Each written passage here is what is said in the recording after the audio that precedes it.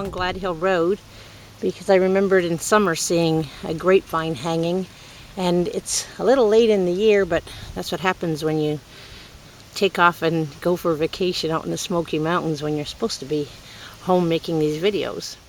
Well, in my travels of looking for grapes, I've finally hit a jackpot. Most everything's been cleaned out by the birds at this time of year, but I stumbled across this group over here at the edge of a road, and what I'm going to do is gather up these berries. I'm going to squeeze the juices out of them, and hopefully there will be enough wild yeast still on the outside of these grapes to get a good yeast to make a sourdough bread. So I'm going to gather up a bunch of these bundles. Okay, I've gathered a protein container with its much little berries, but all their stems are also included into here, and I can see by looking at my hand that I'm going to be all right because there's still a lot of juice inside these berries.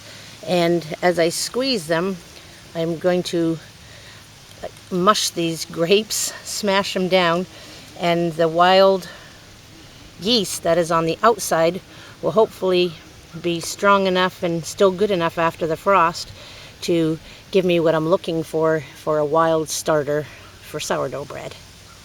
Alright, for the most part I have picked the grapes off the vine. These grapes are so small they sort of remind me of elderberries. And when I was picking, I don't know if the camera will pick it up, but as I was picking the grapes, maybe down lower in the bowl, you can see they're shinier there. When the juices came out of the grapes, then it actually lifted the light coloring on the outside, which is the wild yeast. These are pretty small. Obviously there's a lot larger grapes you can use. You can even, the grapes that you purchase quite often have the white yeast on them. It may look like almost like a white mold, but really it's yeast, a wild yeast.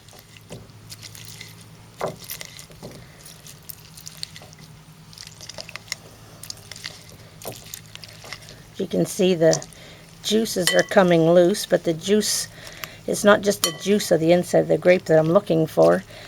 The juice will remove the yeast spores that are on the outside of the grapes. So what I'm going to do is just continue to press these down until I have enough for about a cup of the grape pulp. Before I go any further with processing the grapes, I want to talk a little bit about this grapevine. This one you can see is all through this tree, and I'll move over a bit because I want to show you something about the bark. And it's really important that you take a look at the bark. You can see, you can grasp the bark, you can pick at it, you can tear bits off of the vine. That is something that you can only do with a grapevine. The moonseed, which is a poison look-alike, does not have bark like this at all. This is also very woody, whereas the moonseed is not. Moonseed happens to be a poison look-alike here in Missouri and in many other states, but there's something very interesting that you can easily distinguish whether you have a edible grape or the poison moonseed, and that is in the seed. If you squeeze a grape, you'll see the seed that comes out of it. See if I can get some more out of this one. If you notice, that shape is called teardrop. A moonseed would be like a round coin with a bite taken out of it. It's a whitish colored seed, but it has a crescent shape removed out of the seed. So if you have the teardrop, that is a true grape seed. Back home again, carrying on with my mashing of my grapes. And I earlier said I needed 1 cup. I really needed 2 cups. So I'm thinking that I'm at about 2 cups here. So I'll measure that out and move on to the next step in my yeast making. At step number 2, I'm going to take the 2 cups of the crushed grapes, seeds and all, put them in my bowl. I will add 2 cups of water. I'm going to add 1 cup of a light rye flour and 1 cup of white flour. It's unbleached, Winona unbleached white flour. Now all I'm going to do is mix this all up. It will turn into a goo, and I will put a towel on it and let it rest overnight, and we'll proceed from what it looks like tomorrow morning.